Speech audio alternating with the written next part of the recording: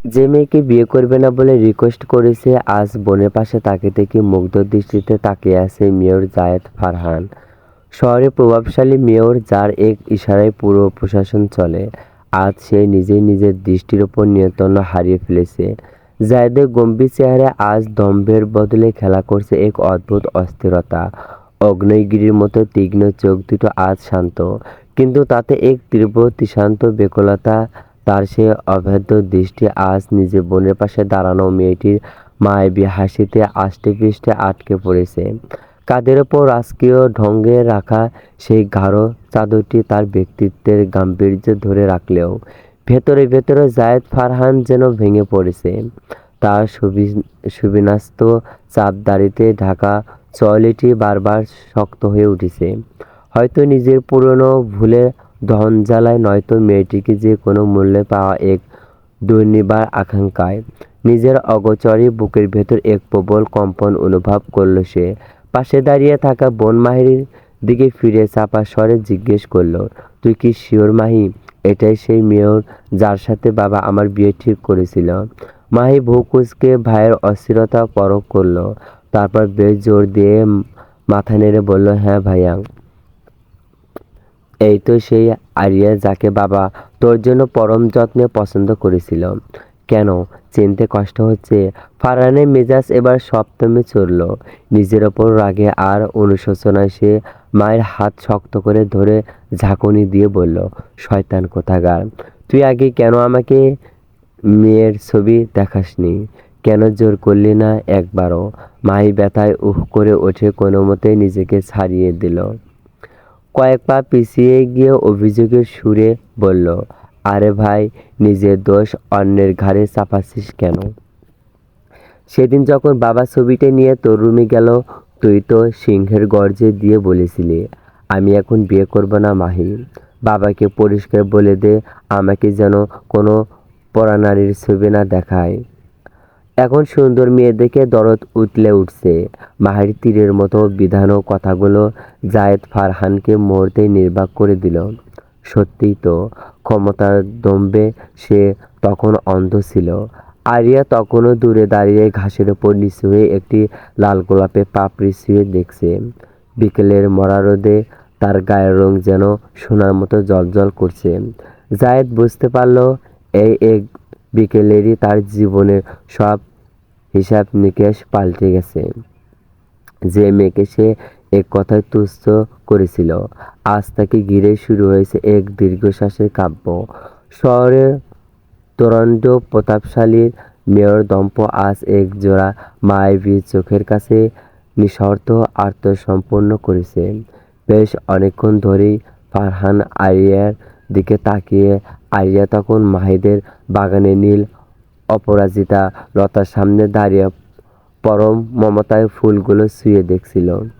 তার পরনে সাদা জামার পাড়টা বাতাসে অল্প অল্প দুলছে। চোখে মুখে এক অদ্ভুত প্রশান্তি, যেন এই পৃথিবীর কোনো কোলাহল তাকে স্পর্শ করতে পারে না। জায়েদ মায়ের দিকে তাকালে মাহি মুখ ঘুরিয়ে তাচ্ছিল্য হাসি হাসল। সে জানে তার ভাই আজ নিজের জালে নিজে আটকে গেছে।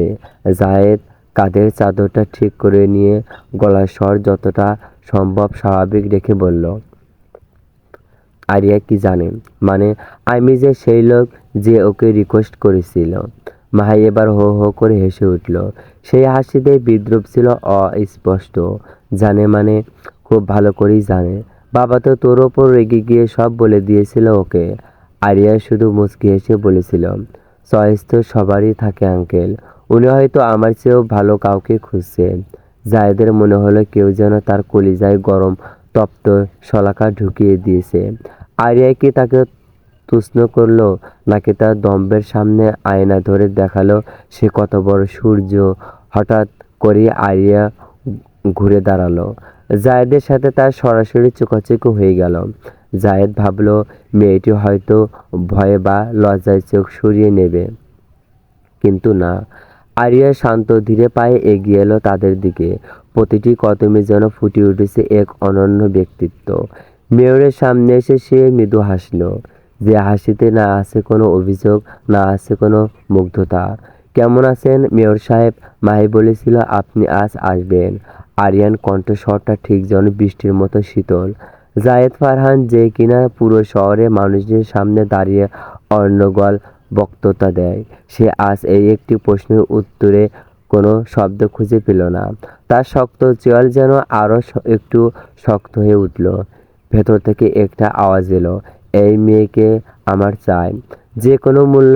আরিয়া আরও কয়েক পা এগিয়ে এলো। জায়েদ নিজের অস্বস্তিতে কাটাতে পকেট থেকে হাত বের করে চারটা আর একবার গুছিয়ে নিল। সে গলা ঝেড়ে বলতে চাইল আমি আসলে, তখন কিন্তু তাকে থামিয়ে দিয়ে আরিয়া মাহিকে উদ্দেশ্য করে বলল, মাহি, তোর ভাইয়া তো বেশ রাশভারী মানুষ। শুনেছি উনি নাকি খুব ব্যস্ত থাকেন। সাধারণ মানুষের ছবি দেখার মতো সময় ওনার নেই। আজ হঠাৎ এই অরণ্য রোদন কেন? কথাটা সরাসরি জায়েদের কলিজায় গিয়ে বিঁধল। আরিয়া তাকে সাধারণ মানুষের ছবি বলে পরোক্ষভাবে সেই প্রত্যাখ্যানের খোঁচাটা দিল। জায়েদ বুঝতে পারল এই মেয়েটির ধারালো কথাগুলো তার বন্দুকের গুলির চেয়েও বেশি শক্তিশালী। জায়েদ নিজের দম্ভ বিজর্ষণ দিয়ে আরিয়ার দিকে এক পা এগিয়ে গেল। তার কণ্ঠস্বর এখন অনেকটাই নিচু, যাতে মায়ের কানে সবটা না পৌঁছায়। ভুল মানুষেরই হয় আরিয়া। আমি হয়তো সেদিন ভুল দরজায় কড়া নেড়েছিলাম, কিন্তু আজ বুঝতে পারছি সেই দরজাটা আসলে হীরা দিয়ে বাঁধানো ছিল। আরিয়া এসব এক চিলতে বাঁকা হাসল। তার সেই হাসিতে বিদ্রূপের ছোঁয়া। হীরা চেনার জন্য জরুরি হতে হয় মেয়র সাহেব, কেবল ক্ষমতা থাকলেই হয় না। যাই হোক, আপনাদের ভাই বোনের আড্ডায় আমি আর ডিস্টার্ব না করি। মাহি, আমি ভেতরে যাচ্ছি। আরিয়া চলে যাওয়ার পর জায়েদ পাথরের মতো দাঁড়িয়ে রইল। তখনই মাহি পাশ থেকে ফিসফিস করে বলল, ভাইয়া, মাছ তো বড়ই শক্ত, বড়শি ফেললেই যে ধরা দেবে এমনটা মনে হচ্ছে না কিন্তু। জায়েদ এবার মাহির দিকে ফিরে তাকালো। তার চোখের তখন এক নতুন সংকল্প। সে দাঁতে দাঁত চেপে বলল, জায়েদ ফারহান যখন কোনো কিছুর ওপর হাত রাখে, সেটা তার হবি। তার সেটা এই শহর হোক কিংবা আরিয়া। ও যদি অগ্নিগিরি হয় তবে আমি হিম্বা হয়ে ওকে শান্ত করব। এই গন্ডগোল আমি শুরু করেছি ঠিকই, কিন্তু শেষটা হবে আমার মনের মতোই। ড্রয়িং রুমের সোফায় বসে জায়েদ বারবার নিজের হাতের ঘড়িটার দিকে তাকাচ্ছে। আধা ঘন্টা পার হয়ে গেছে। আরিয়া ভেতরে গেছে আর আসেনি। মাহি ঘরের এক কোণে বসে ভাইয়ের এই ছটফটানি খুব শুকনোভাবে পর্যবেক্ষণ করেছে। সে আড়ালে মুখ টিপে হাসছে। জায়েদ নিজের মেয়রের গাম্ভীর্য ধরে রাখার প্রাণপণ চেষ্টা করলেও কার্পেটের ওপর তার পায়ের অস্থির টোকা দেওয়াটা কিছুতেই থামাতে পারছিল না। মাহি নিস্তব্ধতা ভেঙে রহস্যময় হেসে বলল, চা আসছে ভাইয়া, একটু ধৈর্য ধর। আরিয়াই নিজ হাতে চা বানাচ্ছে তোর জন্য। আরিয়া নামটা কানে যেতেই জায়েদ খানিকটা সোজা হয়ে বসল। মনের ভেতরে এক নাম না জানা আনন্দের হিল্লোল বয়ে গেল মুখে। সে ভাবনশীলতার ফুটিয়ে তুলল। ফোকুসকে প্রশ্ন করলো, ও চা বানাচ্ছে, তুই কেন ওকে পাঠালি? বাড়িতে কি লোকজনের অভাব পড়েছে? মাহি সোফায় আরাম করে হেলান দিয়ে বলল, আরিয়া আমাদের মেহমান হতে পারে, কিন্তু ও খুব ঘরোয়া মেয়ে। ও নিজে থেকেই বলল যে মেয়রের জন্য আজ স্পেশাল এলাচি চাই বানাবে। ঠিক সেই মুহূর্তেই ট্রে হাতে নিয়ে ড্রয়িং রুমে আরিয়া প্রবেশ করলো। আরিয়া ট্রেটা টি টেবিলের ওপর রাখলো। জায়েদ তীক্ষ্ণ নজরে খেয়াল করলো, মেয়েটি তার দিকে একবারও তাকাচ্ছে না। অত্যন্ত নিখুঁতভাবে সে কাপে চা ঢালছে। জায়েদ আর থাকতে না পেরে গলার স্বর কিছুটা গম্ভীর করে বলল, শুনলাম আপনি নাকি আমার জন্য স্পেশাল চা বানাচ্ছেন। আরিয়া কাপটা জায়েদের দিকে এগিয়ে দিল। তার শান্ত চোখের পাতায় কোনো কম্পন নেই। শীতল স্বরে জবাব দিল, বিশেষ মানুষের জন্য বিশেষ কিছু করতে হয় মেয়র সাহেব। আপনি তো আর সাধারণ কেউ নন। আপনার সময় যেমন দামি, আপনার রুচিও নিশ্চয় অনেক আকাশচুম্বী। জায়েদ বুঝল এই সৌন্দর্যের মোড়কে আরিয়া আসলে তার পুরনো প্রত্যাখ্যানের বিষ দাঁতটি ফুটিয়ে তুলছে। জায়েদ চায়ের কাপে প্রথম চুমুক দিয়েই থমকে গেল। চায়ের স্বাদ জঘন্য রকমের তিতঘুটে, অতিরিক্ত চা পাতা আর আদার উৎকট স্বাদের চাটা পানের অগোচর। মাহি পাশ থেকে উৎসুক হয়ে জিজ্ঞেস করলো, কেমন হয়েছে ভাইয়া? জায়েদ আরিয়ার চোখের দিকে তাকালো। সেখানে এক লকমার জন্য এক বিজয়ী তৃপ্তি খেলো যেতে দেখলো সে। জায়েদ মুহূর্তে নিজেকে সামলে নিল। মেয়ের সম্মান বড় কথা নয়, এই মুহূর্তে আরিয়ানকে জিততে দেওয়া যাবে না। সে সেই স্বাদ চাটা গিলে নিয়ে প্রশান্তের হাসি হেসে বলল, চমৎকার, ঠিক যেমনটা আমি পছন্দ করি। আরিয়া থমকালো। তার সাজানো ছক এভাবে ভেস্তে যাবে সে ভাবেনি। সে ইচ্ছা করে চাটা নষ্ট করেছিল যাতে জায়েদ বিরক্ত হয়। কিন্তু এ লোক তো দেখছি তার চেয়েও বড় তুখোড় অভিনেতা। মাহি পরিবেশটা হালকা করতে উঠে দাঁড়িয়ে বলল, আরিয়া তুই বস, আমি একটু ওপর থেকে আসি। মাহি চলে যেতেই ঘরে এক থমথমে নিস্তব্ধতা নেমে এলো। জায়েদ কাপটা টেবিলের উপর রাখলো। তিক্ত স্বাদটা জিহ্বায় লেগে থাকলেও সে আয়েশ করে সোফায় পিঠ ঠেকিয়ে বসল। আরিয়াও উল্টোটা দিকে সোফায় গিয়ে বসল। তার দৃষ্টি জানালার ওপরে সন্ধ্যার ধূসরতার দিকে। জায়েদ মুগ্ধ চোখে তাকে দেখছিল। স্তব্ধতা ভেঙে জায়েদ বলল, মাহি বলছিলি আপনি নাকি খুব ভালো ছবি আঁকেন। আরিয়া জানালার দিক থেকে চোখ ফিরিয়ে জায়েদের দিকে স্থির দৃষ্টিতে তাকালো। সে বুঝতে পারছে এই মেয়ের এখন তার সাথে আলাপ জমানোর চেষ্টা করছে, কিন্তু আরিয়া সেই সুযোগ দিতে নারাজ। সে উঠে দাঁড়িয়ে বলল, অনেক দেরি হয়ে গেছে, মা টেনশন করবে, আমি এখন যাই। যাই তো তৈরি গতিতে উঠে দাঁড়ালো। আর একটু বসুন, মানে মাহি এসে খুঁজবে তো তাই বললাম। মাইকে না হয় আপনি বলে দেবেন যে আমি চলে গেছি। আরিয়া দ্রুত পায়ে দরজার দিকে হাঁটা দিল। যায় তার পিছু পিছু গেল। মরিয়া হয়েই বলল, আ আমি কি আপনাকে ড্রপ করে দেব? আরিয়া থমকে দাঁড়িয়ে ঘাড় ঘুরিয়ে তাকালো। কপালে 3টি ভাঁজ ফেলে বলল, আসার সময় কি আপনি আমাকে নিয়ে এসেছিলেন? না। যায় থতমত খেয়ে গেল। তো আরিয়া আর এক মুহূর্ত নষ্ট না করে গেটের দিকে চলে গেল। জায়েদ বিমূঢ় হয়ে দাঁড়িয়ে রইল। সে বিড়বিড় করে নিজেকেই বলল, আহ, এই মেয়ে মনে হয় আমাকে অপমান করে গেল। মেয়র জায়েদ ফারহানকে সরাসরি অপমান। ওকে ফাইন আরিয়া, আমারও দিন আসবে।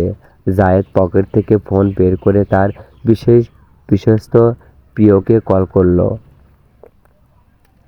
ওপাশ থেকে কল রিসিভ হতেই জায়েদ আদেশের স্বরে বলল, কাল সকাল 10টার মধ্যে আরিয়ার বর্তমান ঠিকানা, ওর পড়াশোনার সব তথ্য আর ওর সারাদিনের রুটিন, ও কাদের সাথে মিশে কি করে সব আমার টেবিলে চাই। এক চুল যেন এদিক সেদিক না হয়, মনে থাকে যেন। মেয়র জায়েদ ফারহানের বিশাল অফিসের শীতাতপ নিয়ন্ত্রণ ঘরে এক এক পিনপতন নিস্তব্ধতা। জায়েদ তার দামি ইজি চেয়ারে হেলান দিয়ে হাতে থাকা ফাইলটার দিকে তাকিয়ে আছে। ফাইলের ওপর জ্বলজ্বল করছে একটি নাম, আরিয়া আহসান, পাশে ছোট করে লেখা, বয়স 22 বছর। জায়েদ ফাইনাল থেকে চোখ সরিয়ে তার সামনে দাঁড়িয়ে থাকা বিবস্ত প্রিয় আশরাফের দিকে তাকালো। আরিয়া আহসান ভার্সিটি? আরে আশরাফ, এটা তো মাহেরি ভার্সিটি। তার মানে তাদের বন্ধুত্বের শেকড় ওখানে। অথচ দেখ, ওই শয়তান মেয়েটা আমাকে একবারের জন্য বলেনি যে আরিয়া ওর এত কাছের বন্ধু। সব তথ্য গোপন করে গেছে। কথাটা বলে জায়েদ আবারও ইজি চেয়ারে দুলতে দুলতে ফাইলের সাথে পেন করা আরিয়ান ছবিটির দিকে এক দৃষ্টিতে তাকিয়ে রইল। এদিকে আশরাফ বেচারা দূর দূর করে ঘামছে। মনে মনে সে তার বসের গোষ্ঠী উদ্ধার করতে ব্যস্ত। সে বিড়বিড় করে ভাবল, হ্যাঁ, তা কেন আপনার বোন আপনাকে বলবে? আপনারই 2 ভাই বোনই তো আস্ত একটা শয়তান। সারাক্ষণ কিভাবে আমার অবস্থা করুণ করা যায় সেই ফন্দি তো আঁটেন। এখন আবার নতুন করে কার জীবন অতিষ্ঠ করার প্ল্যান হচ্ছে কে জানে। জায়েদ হঠাৎ দুলুনি থামিয়ে তীক্ষ্ণ চোখে আশরাফের দিকে তাকিয়ে প্রশ্ন করল, ওই তুই নিচু স্বরে কিছু বললি নাকি? আশরাফ আকাশ থেকে পড়ার ভান করে জিভ কেটে বলল, না না স্যার, আমি বলেছিলাম যে বিরোধী দল কিন্তু আপনার বিরুদ্ধে আবারও নতুন কোনো বড় ষড়যন্ত্রের জাল বুনেছে। জায়েদ একটা তাচ্ছিল্য হাসি হাসল, হাত দিয়ে ফাইলটা টেবিলের ওপর সজোরে রাখলো। ষড়যন্ত্র কোনটা, সেই বুড়োটার নাকি? না স্যার। এবার আহনাফ ভাই। আহনাফ নামটা শোনামাত্র জায়েদ সোজা হয়ে বসল, তার চোয়াল শক্ত হয়ে উঠল। রাজনীতির ময়দানে এই আহনাফ তার চিরশত্রু। প্রতিটি পদক্ষেপে জায়েদকে টোক্কা দেওয়ার চেষ্টা করে সে। জায়েদ বিরক্তিতে কপালে হাত দিয়ে বলল, ওই ইঁদুরটার কথা এখন বলিস না তো। সকাল সকাল মুডটা নষ্ট করতে চাইছি না। গাড়ি বের কর। আশরাফ অবাক হয়ে জিজ্ঞেস করল, কেন স্যার, বিশেষ কোথাও যাবেন নাকি? জায়েদ উঠে দাঁড়িয়ে গায়ের চাদরটা ঠিক করতে করতে বলল, বাসায় যাব। ডিয়ার ড্যাডের সাথে একটা জরুরি কথা আছে। আশরাফ আমতা আমতা করে মনে করিয়ে দিল, কিন্তু স্যার, আপনার গুরুত্বপূর্ণ মিটিং আছে। আর কিছুক্ষণ পরেই জায়েদ দরজার দিকে হাঁটতে হাঁটতে নির্লিপ্ত স্বরে বলল, মিটিং বিকেলে হবে। এখন আমার জীবনের সবচেয়ে বড় ব্যাপার নিয়ে কথা বলা দরকার। সেটা হলো আরিয়া আহসান। মেয়র জায়েদ ফারহান আর তার বাবা আসাদুল্লাহ আজ মুখোমুখি ড্রয়িং রুমে বিশাল সোফায়। আসাদুল্লাহ সাহেব আজ বেশ রাজকীয় ভঙ্গিতে পায়ের উপর পা তুলে বসে আছেন। মুখে তার একটা তৃপ্তির হাসি। কাল রাতেই মায়ের কাছ থেকে তিনি সব গোপন খবর পেয়ে গেছেন। এতদিন যে ছেলে মেয়রের দম্ভ দেখিয়ে বাবার পছন্দের মেয়েকে এক কথায় নাকচ করেছিল, আজ সেই ছেলের বাঘ থেকে বিড়াল হয়ে সামনে এসে দাঁড়িয়েছে। জায়েদের বাবা মনে মনে ভাবছে, বেটা, এবার তো মেয়রগিরি একদম ছুড়িয়ে ছাড়বো। বেটায় এবার তোর মেয়েরগুড়ি একদম ছুটিয়ে ছাড়বো। জায়েদ পরিস্থিতিতে বেগুনতিক দেখে সে সরাসরি মূল কথার চলে এলো। ড্যাড, তোমার সামনে এখন সোজা দুটো অপশন। নাম্বার ওয়ান, আরিয়ানের সাথে আমার বিয়ের দ্রুত ব্যবস্থা করো। আর নাম্বার টু, যদি না করো তবে এই যে গত শুক্রবারের ঘটনাটা, আমি কিন্তু আম্মাকে সব বলে দিতে বাধ্য হব। অপশন দুইয়ের কথা শোনা মাত্রই আসাদুল্লাহ সাহেবের পায়ের উপর পা রাখা ভঙ্গিটা মুহূর্তেই ভেঙে গেল। তিনি বেশ নড়েচড়ে বসলেন, চোখের চশমাটা ঠিক করে নিয়ে আমতা আমতা করে বললেন, এসব কি বলছিস জায়েদ? আমি পারবো না ওসব করতে। তোকে যখন আরিয়ার ছবি দেখাতে চেয়েছিলাম তখন তো তুই সিংহর গর্জন দিয়ে না করে দিয়েছিলি। এখন আরিয়া আর এই বিয়েতে কিছুতে রাজি হবে না। শোন, আমি তোকে আরো সুন্দর সুন্দর মেয়েদের ছবি দেখাচ্ছি, তুই বরং তাদের মধ্য থেকে কাউকে পছন্দ করে নি। বাবার কথা শুনে জায়েদের মাথা রীতিমতো গরম হয়ে গেল। সে কঠোর স্বরে বলল, আমি অন্য কোনো মেয়েকে চিনি না ড্যাড, আমার আরিয়াকেই পছন্দ। আসাদুল্লাহ সাহেব আবারও নিজের ইগো ধরে রেখে বললেন, কিন্তু আমার এতে করার কিছুই নেই। জায়েদ এবার সোফা থেকে উঠে দাঁড়িয়ে ঘরের ভেতরে অস্থিরভাবে পায়চারি করতে শুরু করলো। কয়েক সেকেন্ড পর বাবা ঠিক সামনে এসে ঝুঁকে দাঁড়িয়ে বলল, ভুলে যেও না বাবা, ওই দিন তোমাকে বাঁচাতে গিয়ে আমি আম্মার হাতের মার খেয়েছি। একজন মেয়ের এই বয়সে মার খেয়েছে, ব্যাপারটা বাইরে গেলে আমার আর মান সম্মান থাকবে? আমি যেতে আমি যেহেতু তোমার জন্য এত বড় স্যাক্রিফাইস করেছি, তুমিও করো। আসাদুল্লাহ সাহেব এবার এক অদ্ভুত শয়তানি হাসি দিয়ে মাথা নেড়ে পুনরায় বললেন, পারলাম না। জায়েদের মেজাজ এবার সপ্তমে চলল, তার চোখ মুখ লাল হয়ে উঠল। সে অবিশ্বাস্য কণ্ঠে বলল, কি বললে? পারবে না? বাবার নিরুদ্দেশ ভঙ্গি দেখে জায়েদ এবার শেষ অসুস্থ চালান। সে হঠাৎ বুক চিরে চিৎকার দিয়ে উঠল, আম্মা, ও আম্মা, শুনে যাও। মুহূর্তের মধ্যেই আসাদুল্লাহ সাহেব স্প্রিংয়ের মতো সোফা থেকে লাফিয়ে উঠে ছেলের মুখ চেপে ধরলেন। আতঙ্কিত কণ্ঠে বললেন, আরে আরে, কি করছিস কি? আমাকে মারবি নাকি? থাম বাবা থাম। জায়েদ এবার তার ঠোঁটের কোণে সেই বিজয়ী আর কুটিল হাসিটা ফুটিয়ে তুলল। ঠিক তখনই জায়েদের মা দ্রুত পায়ে ড্রয়িং রুমে এলো। কিরে জায়েদ, এভাবে চেঁচালি কেন? আবার কি হলো? তোর বাবা কি আবার কিছু করেছে? আসাদুল্লাহ সাহেব ততক্ষণ ছেলের মুখ ছেড়ে দিয়ে এক গাল কৃত্রিম হাসি মুখে মেখে বললেন, আরে না না, আমি আবার কি করব? তোমার ছেলের বউ ঘরে আনার প্ল্যান করছি আমরা।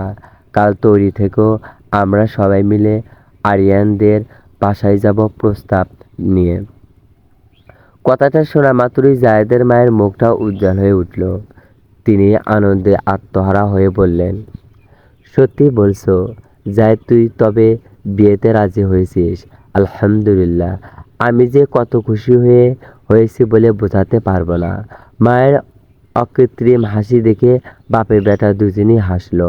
জায়েদের বাবা এবার তার কানে ফিসফিস করে বলে, তুই না শহরের মেয়র, তুই নিজে গিয়ে কেন বিয়ে ঠিক করতে পারছিস না? জায়েদ গম্ভীর মুখে চাদরটা ঠিক করে নিয়ে বলল, মাথা খারাপ, মেয়ের হয়ে নিজের বিয়ে নিজে ঠিক করতে যাবে, লোকে শুনলে কি বলবে? কথাটা বলে জায়েদ পকেট থেকে ফোন বের করলো।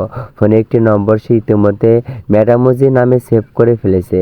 সেই নম্বরে ডায়াল করতেই তার চোখের চাউনি বদলে গেল, মুখে ফুটে উঠল এক অদ্ভুত আভিজাত্যর হাসি। অপরদিকে আরিয়া সবেমাত্র ভার্সিটি ক্লান্তিকর ক্লাস শেষ করে বাসায় ফিরেছে। ফ্রেশ হয়ে মাত্রই বিছানায় শরীরটা এলিয়ে দিয়েছিল, ঠিক তখনই ফোনটা বেজে উঠল। স্ক্রিনে একটি অজানা নম্বর থেকে সে কিছুটা কপাল কুঁচকালো। অনিচ্ছা সত্ত্বেও ফোনটা রিসিভ করে কানে নিতেই ওপাশ থেকে ভেসে আসা সেই গম্ভীর আর অতি পরিচিত কণ্ঠস্বরটি শুনে আরিয়া মুহূর্তের মধ্যে বিছানায় সোজা হয়ে বসল। জায়েদের গম্ভীর কণ্ঠস্বরটি কানে আসতেই আরিয়া কয়েক সেকেন্ডের জন্য স্তব্ধ হয়ে গেল। এই কণ্ঠস্বর ভোলা সম্ভব নয়। যে কণ্ঠের দাপটে পুরো শহর স্তব্ধ থাকে, সেই স্বর আজ তার ফোনে। আরিয়া মুহূর্তেই নিজেকে সামলে নিল। মেয়রের দম্ভকে প্রশ্রয় দেওয়ার পাত্রী সে নয়। সে অত্যন্ত নির্লিপ্ত এবং শীতল স্বরে জবাব দিল, ওয়ালাইকুম আসসালাম। নম্বরটা অচেনা, কিন্তু কণ্ঠটা কেমন যেন বড্ড চেনা লাগছে। মেয়র সাহেব কি ভুল করে কোনো সাধারণ মানুষের নম্বর ডায়াল করে ফেলেছেন? জায়েদ জানালার ওপাশের রাতের শহরে আলোকসজ্জার দিকে তাকিয়ে মৃদু হাসল। আরিয়ার প্রতিটি কথা তার বুকে গিয়ে লাগছে এবং এক অদ্ভুত ভালো লাগা কাজ করছে। সে গলার স্বর কিছুটা নরম করে গভীর আবেশে বলল, ভুল দরজায় কড়া নাড়া আমার পুরনো অভ্যাস আরিয়া। সেটা তো আপনি ভালো করেই জানেন। তবে আজকের কলটা একদম সঠিক ঠিকানাতেই এসেছে। আমি ভুল করিনি। আরিয়া দমবার পাত্রী নয়। সে কিছুটা অবাক হওয়ার ভান করে বিদ্রূপের স্বরে বলল, হায় আল্লাহ, কি বলেছেন এসব? আপনার মতো ব্যস্ত মানুষ, যার প্রতিটি সেকেন্ড সোনার চেয়েও দামি, তার কি আমার মতো একজন নগণ্য সাধারণ মানুষের সাথে কথা বলার সময় আছে? সময় নষ্ট হচ্ছে না তো আপনার? জায়েদ এবার শব্দহীন হাসল। সে বুঝতে পারছে আরিয়া তাকে তাই সে পুরনো অবহেলার কথা মনে করিয়ে দিচ্ছে। সে সোফায় হেলান দিয়ে আত্মবিশ্বাসের সাথে বলল, সময় দামি বলেই তো সরাসরি কাজের কথায় আসছি আরিয়া। কাল আমরা আপনাদের বাসায় আসছি, মা, বাবা আর আমি, পুরো পরিবার।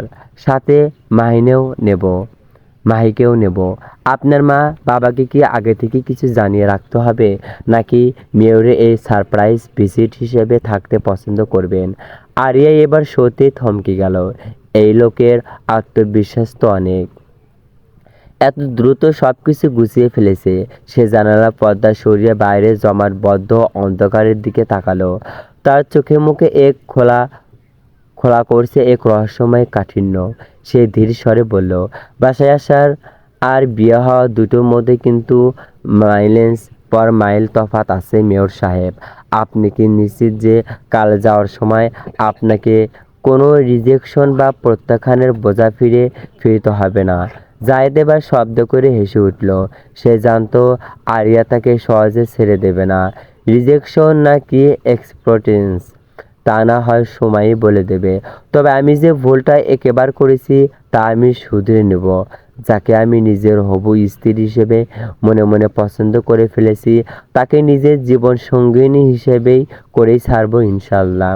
এটা শুধু জায়েদ ফারহানের কথা নয়, এটা এই শহরের মেয়রের প্রতিশ্রুতি। এখন তবে রাখি, আল্লাহ হাফেজ। কাল দেখা হচ্ছে। ফোনটা কেটে যেতেই আরিয়া ফোনের স্ক্রিনের দিকে তাকিয়ে রইল কিছুক্ষণ। তার ঠোঁটের কোণে ফুটে উঠল এক বাঁকা হাসি, যে হাসিতে লুকিয়ে আছে অনেক না বলা হিসাব নিকেশ। সে ফোনটা বিছানায় রেখে উঠে গিয়ে পড়ার টেবিলে বসলো। ভার্সিটির লেকচার সিটগুলো খুলতে খুলতে মনে মনে নিজেকে কালকের দিনের জন্য প্রস্তুত করতে লাগলো। সকাল থেকেই আরিয়াদের ড্রয়িং রুমে এক অদ্ভুত টানটান উত্তেজনা বিরাজ করছে। আরিয়ার বাবা মা দুজনই এক গভীর চিন্তায় ডুবে আছেন। স্বয়ং শহরের মেয়র জায়েদ ফারহান বিয়ের প্রস্তাব নিয়ে তাদের বাড়িতে আসছেন। খবরটা যতটা আনন্দের তার চেয়ে বেশি ভীতিকর। কারণটা আর কেউ না, তাদের একমাত্র মেয়ে আরিয়া। গতবার যখন বিয়ের কথা উঠেছিল, জায়েদ ফারহান তাকে না দেখেই নাশক করে দিয়েছিল। সে অপমানে আরিয়া যে প্রবল ঘটিয়েছিল তার রেশ এখনো এই বাড়ির দেওয়ালে দেওয়ালে লেগে আছে। আরিয়ার বাবা সোফায় সোজা হয়ে বসে একটা দীর্ঘশ্বাস ফেলল। গলার স্বর কিছুটা গম্ভীর করে স্ত্রীকে বলল, দেখো, যা হওয়ার হয়েছে আর যা হওয়ার হবে। জায়েদ ছেলেটা কিন্তু বড্ড ভালো। হয়তো আগে না বুঝে রিজেক্ট করেছিল, কিন্তু এখন তো সে নিজে ভুল শুধরে নিতে চাইছে। তুমি বরং এক কাজ করো, আরিয়ার রুমে গিয়ে ওকে সুন্দর করে বুঝিয়ে বলো ওরা সন্ধ্যায় আসছে। ও যেন অত্যন্ত সেজেগুজে রেডি থাকে। স্বামীর কথা শুনে আরিয়ার মা চোখ ছোট ছোট করে তাকালো। বাহ, কি চমৎকার কথাটাই না বললো। তা নিজে গিয়ে কেন বলছো না তোমার আদরের মেয়েকে? ভুলে যেও না ও তোমারই রক্ত, জেদটাও একদম তোমার মতোই পেয়েছে। আমি বাবা পারবো না ওই মেয়ে আর মেয়রের মাঝখানে পড়ে ঝাড়ি খেতে। স্ত্রী পাল্টা জবাবে আরিয়ার বাবা ধমকে গেল না, বাবা হয়ে উঠে দাঁড়িয়ে বলল, ঠিক আছে ফাইন, চলো দুজনই একসাথে গিয়ে ওকে বোঝাই। আমাদের মেয়ে অন্তত আমাদের কথা তো ফেলবে না। আরিয়ার মা ছাই দিয়ে উঠে দাঁড়ালো। তার পা বাড়াবে আরিয়ার ঘরের দিকে। ঠিক তখনই ঘর থেকে বের হলো আরিয়া। বাবা মা দুজনই যেন ভূত দেখার মতো চমকে উঠে ঝটপট সোফায় বসে পড়ল। তাদের এই অস্বাভাবিক আচরণ দেখে আরিয়া ভ্রু কুঁচকে তাকালো। সন্দিহান কণ্ঠে আরিয়া জিজ্ঞেস করলো, কি ব্যাপার, তোমরা আমাকে দেখে এভাবে চমকে উঠলে কেন? কিছু হয়েছে? আরিয়ার মা মুখে একটা হাসি ফুটিয়ে আমতা আমতা করে বলল, আরে না না, তুই ঘুম থেকে উঠেছিস, তা রেডি হবি না? ভার্সিটি যাবি না আজ? আরিয়া ধীরে পায়ে এগিয়ে এসে মায়ের পাশে সোফায় বসলো। ভাবলীনহীনভাবে ফোনের স্ক্রিনে আঙুল চালাতে চালাতে অত্যন্ত শান্ত স্বরে বলল, না আজ যাব না, বিকেলে আমাকে দেখতে আসবে। তৈরি হওয়ার একটা ব্যাপার আছে না? একথা শোনা মাত্রই আরিয়ার বাবা মা যেন আকাশ থেকে পড়ল। বিস্ময়ে তাদের চোখ চড়ক গাছ। মানে তুই আগে থেকেই জানিস, আর তুই রাজি? তাদের কথা শেষ হওয়ার আগেই আরিয়া পুনরায় গম্ভীর মুখে উঠে দাঁড়ালো, যেন এটা খুব স্বাভাবিক কোনো বিষয়। এমন ভঙ্গিতে বলল, আচ্ছা মা, আজ কি শাড়ি পরলে ভালো হতো, কিন্তু আমি তো শাড়ি সামলাতে পারি না। দেখি তবে কি পরা যায় তা নিয়ে একটু ভাবতে হবে। কথাটা শেষ করে আরিয়া ধীর স্থির পায়ে নিজেকে রুমে চলে গেল। ড্রয়িং রুমে তখন এক নিস্তব্ধতা, নীরবতা। আরিয়ার বাবা আর মা বিদুর হয়ে একে অপরের দিকে তাকালো। কিছুক্ষণ নীরব থাকার পর তারা একসাথে বলে উঠল, এ কি সত্যি আমাদের মেয়ে? জায়েদ এখন আরিয়াদের ড্রয়িং রুমে বসে। পাশে তার বাবা মা। দুই পরিবারের বড়রা একে অপরের সাথে গল্পে মেতেছেন, হাসাহাসি করছেন। পরিবেশটা বেশ উৎসব মুখর, কিন্তু জায়েদের ভেতরে চলছে এক অন্যরকম দহন। সে বারবার অস্থির হয়ে আরিয়ার রুমের দরজার দিকে তাকাচ্ছে। তার ডান পাটা অবাধ্যর মতো বারবার নড়ছে। রাজনীতির মাঠে এর চেয়েও জটিল আর সংকটময় মুহূর্ত সে অবলীলায় সামনে নিয়েছে। কিন্তু আজ নিজের হৃদয় স্পন্দনের ওপর তার কোনো নিয়ন্ত্রণই নেই। হঠাৎ ড্রয়িং রুমে এক অদ্ভুত নিস্তব্ধতা নেমে এলো। জায়েদ তাকে দেখল, মাহি আরিয়ানকে নিয়ে এগিয়ে আসছে। আরিয়া আজ গাঢ় খয়েরি রঙের জামা পরেছে। সেই রঙে তার গায়ের উজ্জ্বলতা যেন আরও কয়েক গুণ বেড়ে গেছে। তাকে দেখে জাহেদের হাতটা আনমনে নিজের বুকের বাঁ পাশে চলে গেল। পরিস্থিতি বুঝতে পেরে সে নিজেকে দ্রুত সামলে নিয়ে ঝাড়া দিয়ে সোজা হয়ে বসল। মেয়র জায়েদ ফারহানকে কোনোভাবেই দুর্বল দেখালে চলবে না। জায়েদের মা পরম মমতায় আরিয়ানকে টেনে নিজের পাশে বসালো। জায়েদের বাবা কেশে গলা পরিষ্কার করে মূল প্রসঙ্গে এলো। দেখো মা, তোমাকে আমাদের অনেক আগে থেকেই পছন্দ। আগেও একবার বিয়ের আলোচনা উঠেছিল, কিন্তু পরিস্থিতি তখন অনুকূলে ছিল না। যাই হোক, জায়েদ এবার নিজে থেকেই বিয়েটা করতে চাইছে। আগেরবারের সে অনাকাঙ্ক্ষিত ভুলের জন্য ও সত্যি মনে লজ্জিত। এখন তুমি বলো মা, তুমি কি চাও? উপস্থিতি সবাই এখন আরিয়ার উত্তরে অপেক্ষায় রুদ্ধশ্বাসে তাকিয়ে আছে। যায় তার প্ল্যান বি মাথায় সেট করে রেখেছে। আরিয়া যদি সরাসরি না বলে দেয়, তবে কিভাবে পরিস্থিতি মোকাবেলা করতে হবে তা সে জানে। কিন্তু ভেতরে ভেতরে তারও ভীষণ ভয় করছে। আরিয়া তার ঠোঁটের কোণে একটি রহস্যময় হাসি ফুটিয়ে তুলল। উপস্থিতি সবার ওপর একবার দৃষ্টি বুলিয়ে সে অত্যন্ত শান্ত কণ্ঠে বলল, আঙ্কেল, বিয়ে তো কোনো সামান্য ব্যাপার নয়। এটা পুরো জীবনের সিদ্ধান্ত, যা হুট করে নেওয়া যায় না। আপনারা আমাকে ভাবার জন্য কিছুটা সময় দিন, আমি সবটা ভেবে পরে জানাবো। আরিয়ার এই উত্তরে ঘরের ভেতর যেন সবস্থির নিঃশ্বাস বইতে শুরু করলো। অন্তত সে সরাসরি রিজেক্ট করে দেয়নি। জায়েদের বাবা খুশিও মনে বলল, কোনো সমস্যা নেই মা, তোমার যতদিন সময় লাগে তুমি নাও, আমরা তোমার সিদ্ধান্তের অপেক্ষায় থাকবো। আরিয়া এবার সরাসরি জায়েদের চোখের দিকে তাকালো।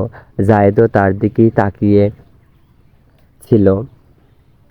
ঠিক সেই মুহূর্তেই জায়েদের ফোনটা তীব্র শব্দে বেজে উঠল। ফোনটা রিসিভ করতেই অপর প্রান্তের কথা শুনে মুহূর্তেই জায়েদের চল শক্ত হয়ে গেল। মেয়রের গম্ভীর স্বরে সে বলে উঠল, আমি এখনই আছি। ফোনটা কেটে জায়েদ সবার উদ্দেশ্যে একটি সৌন্দর্যমূলক হাসি দিয়ে বলল, আমাকে এখনই যেতে হবে, খুব জরুরি একটা কাজ পড়েছে। Don't mind. ঘর থেকে বের হওয়ার আগে জায়েদ সকলের আড়ালে আরিয়াকে একটা উস্কো দিয়ে হাসল। সেই হাসিতেই যেন এক বিজয়ী বীরের তৃপ্তি ছিল। জায়েদ চলে যেতে আরিয়া দাঁতে দাঁত চেপে মনে মনে বলল, মেয়র, তোকে এবার কিভাবে সাহায্য করি শুধু সেটা দেখ। রাতে নিস্তব্ধতা ছিঁড়ে মেয়রের কাজ শেষ হতে আজ বেশ দেরি হয়ে গেল। শহরের রাস্তায় তখন ল্যাম্পপোস্টের হলুদ আলো ছাড়া আর কেউ নেই। জায়েদ আজ তার দামি শাড়িটা ড্রাইভারের জিম্মায় ছেড়ে দিয়ে একাই হাঁটতে শুরু করেছে। রাতের শীতল হাওয়া তার তপ্ত মস্তিষ্কে কিছুটা আরাম দিচ্ছে। হঠাৎ আরিয়ানদের বাড়ির সামনে এসে জায়েদের পা দুটি যেন আপনা আপনি থেমে গেল। তার নিজেও জানা নেই এত রাতে সে এখানে কেন এলো। দোতলার ওই অন্ধকার জানলাটার দিকে তাকিয়ে জায়েদ এক গম্ভীর টান অনুভব করলো। পকেট থেকে ফোন বের করে সেই কাঙ্ক্ষিত ম্যাডামোজি নম্বর ডায়াল করলো সে। রাত তখন ঘড়ির কাঁটায় প্রায় 3টা। আরিয়া গম্ভীর ঘুমে আসন্ন ছিল। হঠাৎ ফোনের তীব্র শব্দে তার ঘুমটা ভেঙে গেল। চোখ না খুলে চরম বিরক্তি নিয়ে ফোনটা রিসিভ করে ওপাশে থাকা মানুষটার পরিচয় না জেনেই বলে উঠল, হ্যালো, কে? আরিয়া সেই ঘুমে জড়ানো নেশাক্ত কণ্ঠস্বরটি ফোনে স্পিকার পেরিয়ে সরাসরি জায়েদের হৃৎপিণ্ড গিয়ে আঘাত করল। জায়েদ যেন নিজের ওপর নিয়ন্ত্রণ হারিয়ে ফেলল। রাস্তার ধারে দেওয়ালটা পিঠে ঠেকিয়ে এক হাত বুকের ওপর রেখে সে উত্তপ্ত গলায় গাইতে শুরু করলো, পরাণ যায় জ্বলিয়া রে, পরাণ যায় জ্বলিয়া রে। জায়েদ নিজের আবেগে এতটাই মশগুল ছিল যে সে ভুলেই গেছিল এটা একটা আবাসিক এলাকা। ঠিক তখনই পাশের বাড়ির জানালা দিয়ে এক মহিলা আর্তচিৎকার করে উঠলেন, ওরে, কার কি জ্বলে গেল রে? তোরা তাড়াতাড়ি ওঠ, আগুন লাগলো রে। মহিলার গণবিদারী চিৎকারে জায়েদ ফারহানের রোমান্টিক ঘোর মুহূর্তেই কেটে গেল। সে থতমত খেয়ে দ্রুত সেখান থেকে সরে আসতে শুরু করলো। হাঁটতে হাঁটতে বলতে লাগলো, ধুর, মেয়র হয়েও পড়েছি মহাবিপদে। এই পাবলিকের জ্বালায় মানুষ একটু মনের ফিলিংসও প্রকাশ করতে পারবে না, শান্তি নেই।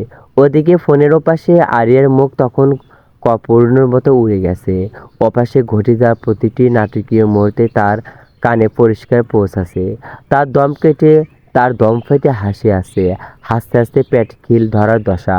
বিছানায় গড়াগড়ি খেয়ে বালিশে মুখ গুজে যে কোনো মতো নিজের হাসির শব্দ চেপে রাখার চেষ্টা করছে। জায়েদ নিরাপদ দূরত্বে গিয়ে আবারও ফোনটা কানে নিয়ে অত্যন্ত গম্ভীর স্বরে যেন কিছুই হয়নি এমনভাবে বলতে শুরু করলো, হ্যালো হ্যালো। আরিয়া শুনতে পাচ্ছেন হ্যালো ওপাশ থেকে কোনো সাড়া শব্দ পেয়ে জায়েদ বিরক্ত হয়ে কলটা কেটে দিল। জায়েদ কল কাটতেই আরিয়া আর নিজেকে সামলাতে পারল না। অন্ধকার ঘরে খিলখিল করে শব্দ করে হেসে উঠল সে।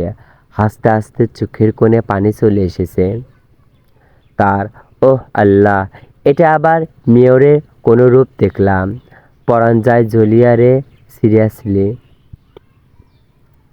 দামি চামড়ার সোফায় পা তুলে বসে আছেন জায়েদ ফারহানের রাজনৈতিক প্রতিদ্বন্দ্বী দেলোয়ার চৌধুরী। তার হাতে একটি কালো রঙের ফাইল। ফাইলটির পাতায় চোখ বোলানোর মতো তার ঠোঁটের কোণে ঝুলে আছে এক চিলতে ধূর্ত হাসি, যে হাসি কোনো অশুভ সংকেতের পূর্বাভাস দেয়।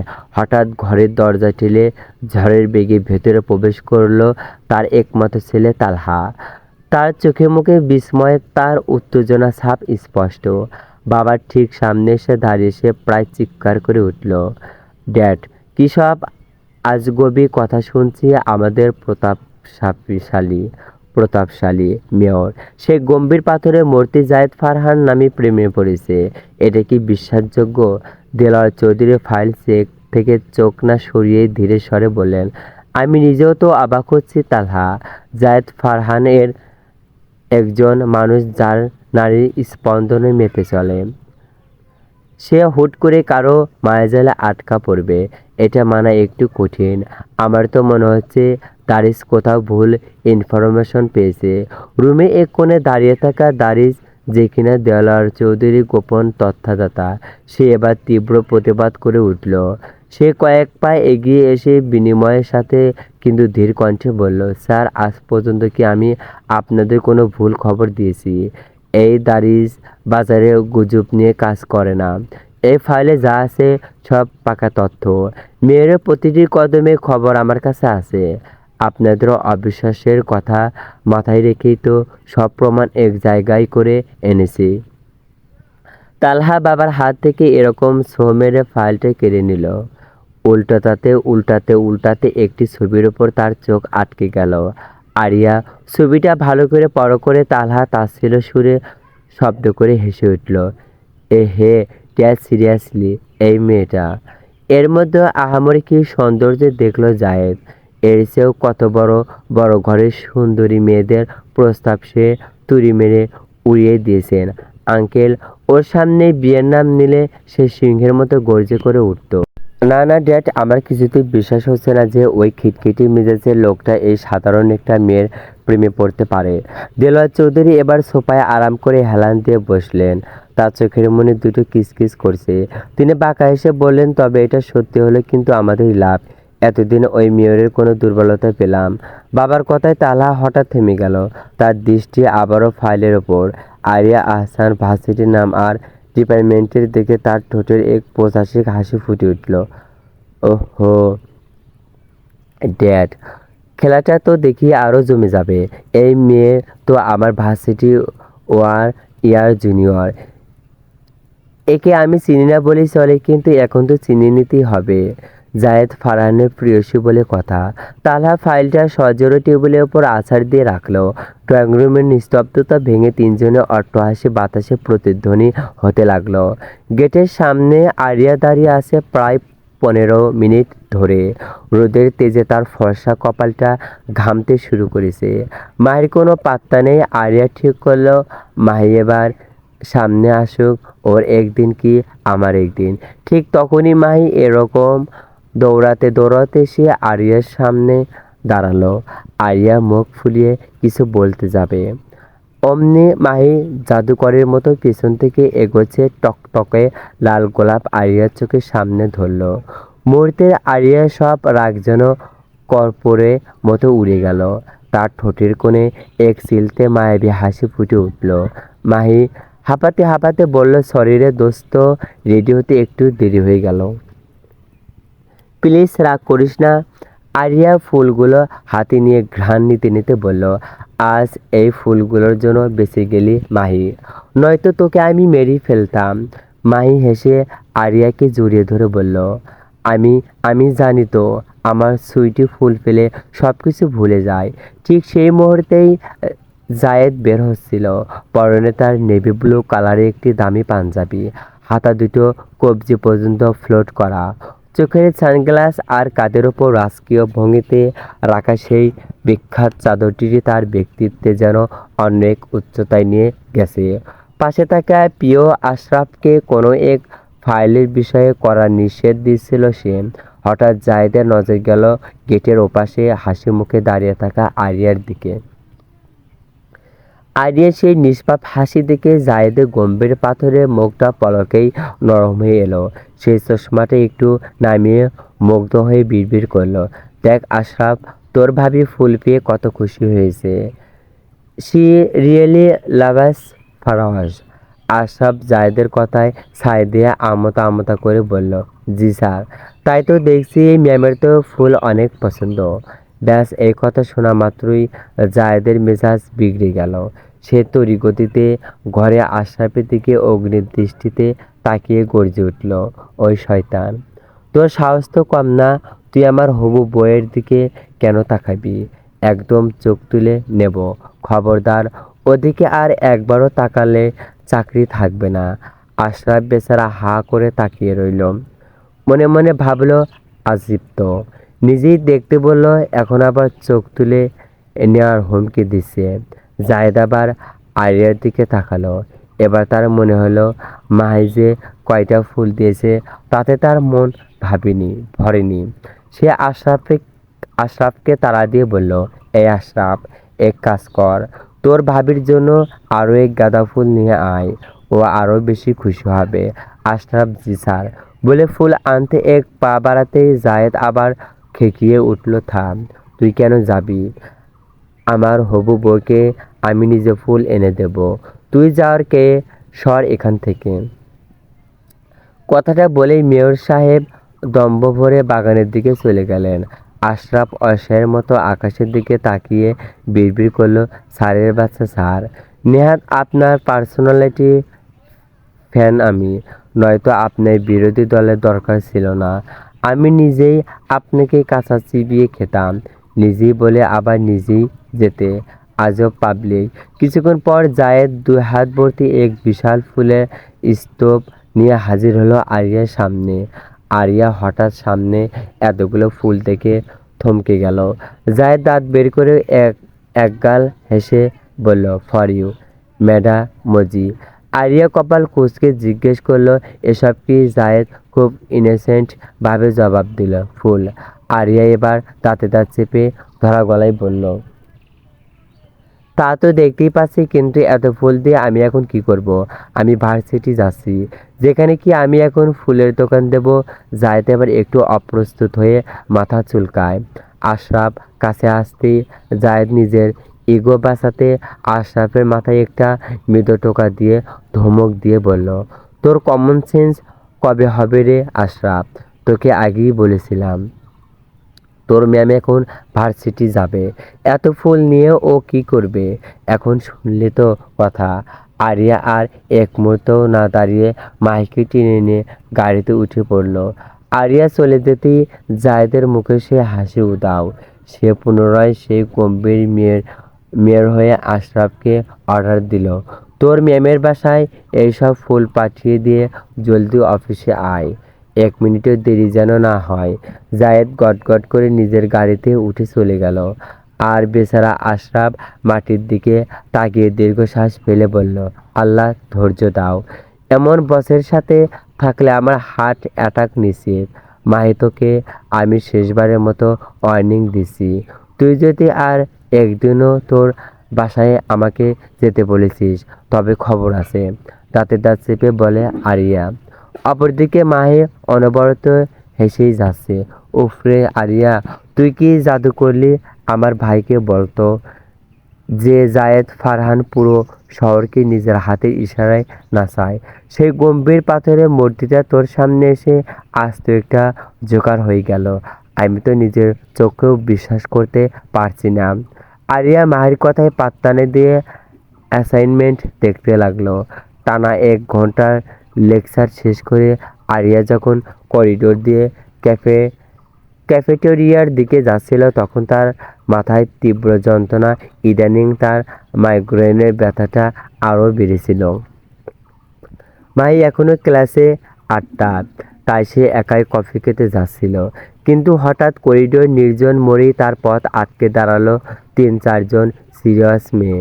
এদের লিডার ঋতু যে কিনা নিজেকে এই ভার্সিটি অঘোষিত কুইন মনে করে। অবশেষে আজ তোকে একা পেলাম আরিয়া। সবসময় তো ওই মেয়রের বোনের আঁচল ধরে থাকিস বলে বেঁচে যাস।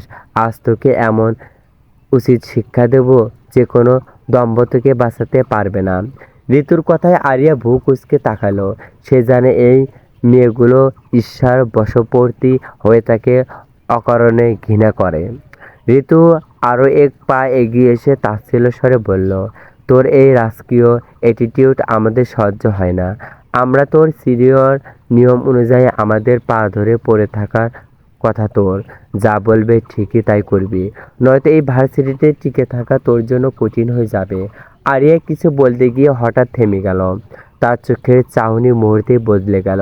সে এক করুণ আর অসহায় ভঙ্গিতে কাঁপা কাঁপা কণ্ঠে বলল, আমি তোমাদের কি ক্ষতি করেছি আপু?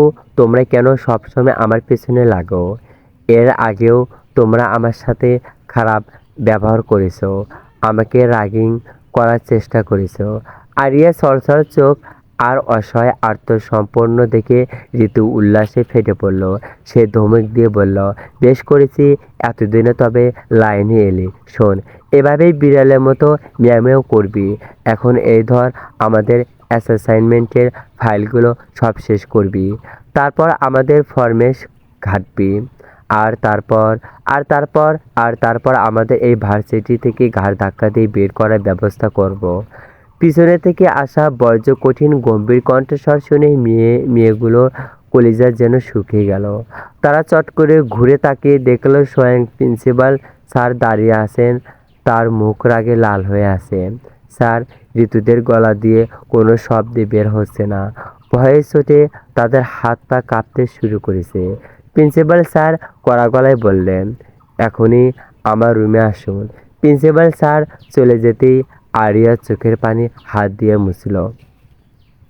তার ঠোঁটের কোণে পাকা হাসি ফুটিয়ে মেয়েগুলোর দিকে তাকিয়ে সে অত্যন্ত স্বাভাবিক স্বরে বলল, মাঝে মাঝে কিছু টিকস কাজে লাগতে হয় আপু। শুধু মুখের তর্কের চেয়ে কঠিন চাল মারাত্মক কাজ দেয়। ঋতু হতভম্ব হয়ে বলল, তার মানে তুই আগে থেকেই জানতি প্রিন্সিপাল স্যার এখানে আছেন? আরিয়া পুনরায় বাঁকা হেসে বলল, আরিয়া আহসান আমি। আমার পেছনে কেউ লাগতে আসলে আমি সময় মতো আর কঠিন জায়গাতেই ধরি। আজ থেকে এই শিক্ষাটা মনে রাখলে তোমাদেরই মঙ্গল। আরিয়া আর এক মুহূর্তেও না দাঁড়িয়ে গটগট করে ক্যাফেটেরিয়ার দিকে এগিয়ে গেল। পেছনে ফেলে গেল একদল বোকা হয়ে যাওয়া সিনিয়রকে। ক্যাফেটেরিয়ার চেয়ারে বসে আরিয়া সবে কফিতে প্রথম চুমুক দিতে যাবে, অমনি পেছন থেকে কেউ তাকে সজোরে জড়িয়ে ধরল। আরিয়া চমকে উঠে দেখল মাহি মেয়েটি এমনভাবে হাঁপাচ্ছে যেন অলিম্পিক সোনা জিতে দৌড়ে এসেছে। আরিয়া অবাক হয়ে জিজ্ঞেস করলে, কিরে এভাবে যান হাতে নিয়ে হাঁপাচ্ছিস কেন? পেছনে কি পুলিশ লেগেছে? মাহি দম নিতে নিতে বলল, আরে আরিয়া, তুই কি পুরোই ভুলে গেছিস? আর মাত্র 2 দিন পর ভার্সিটির প্রোগ্রাম। তোকে যে আর্ট কম্পিটিশনের জন্য পেন্টিং জমা দিতে হবে, তুই তো এখানে শুরুই করিসনি। কথাটা শোনা মাত্রই আরিয়া কফি খাওয়া শখ মিটে গেল। তার টনক নড়ল, হাতের কফিটা কোনোমতে টেবিলে রেখে সে উঠে দাঁড়ালো। সর্বনাশ, আমি তো একদম মাথা থেকে ঝেড়ে ফেলেছিলাম। কালকে ক্ষপণ করা যাবে না।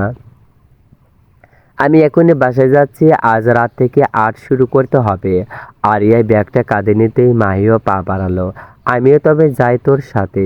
আরিয়া ততক্ষণ ঘুরে মাহির কপালে একটা আঙুল ঠেকিয়ে ধমকে উঠল, এক থাপ্পড় মারবো। তুই গেলে ক্লাসে নোটগুলো আমাকে কে দেবে? তোর ভাই দেবে। তুই ক্লাসে থাক, আমি গেলাম। আরিয়া হনহনিয়ে বেরিয়ে যেতেই বেচারা মাহি কাঁদো কাঁদো মুখ করে দাঁড়িয়ে রইল। কিন্তু পরক্ষণেই তার ঠোঁটের কোণে একটা দুষ্টু হাসি ফুটে উঠল। সে পকেট থেকে ফোন বের করে খুব দ্রুত হাতে একটা মেসেজ টাইপ করলো। ফোনের স্ক্রিনে একটা নাম সেভ করা, মাই হিরো। মেসেজটা গেল, কি ব্যাপার মাই হিরো, কি করছেন এখন? শহরে এক নিরিবিলি অভিজাত পাড়ার বিশাল এক ডুপ্লেক্স বাড়ি। রুমের ভেতর এসি চলছে মৃদু শব্দে। টেবিলের ওপর ল্যাপটপ খোলা, সেখানে কিছু ফাইল নিয়ে গভীর মনোযোগ কাজ করছিল এক যুবক। তার চেহারায় আভিজাত্য আর চোখের চাহনিতে এক অদ্ভুত স্থিরতা। হঠাৎ ফোনের নোটিফিকেশন টেনে তার মনোযোগ ভাঙল। কপাল কুঁচকে ফোনের দিকে তাকাতেই দেখলো মেসেজ এসেছে, কন্ট্যাক্ট লিস্টে নামটা সেভ করা, মেন্টাল মাহি। মেসেজটা পড়ে যুবকটি এক দীর্ঘশ্বাস ফেলল। হতাশ হয়ে রিভলিং চেয়ারে হেলান দিয়ে শুয়ে পড়ল সে। নিজের দুই হাত দিয়ে মুখ ঢেকে বিড়বিড় করে বলতে লাগলো, এই মেয়েটাও না। যদি গল্পটি ভালো লাগে অবশ্যই কমেন্টে জানিয়ে দেবেন। আপনাদের কমেন্ট পেয়ে গেলে পরবর্তীবার দ্রুত আপলোড করার চেষ্টা করব। ধন্যবাদ। চ্যানেলটি সাবস্ক্রাইব করবেন, ভিডিওটি শেয়ার করবেন। চলবে।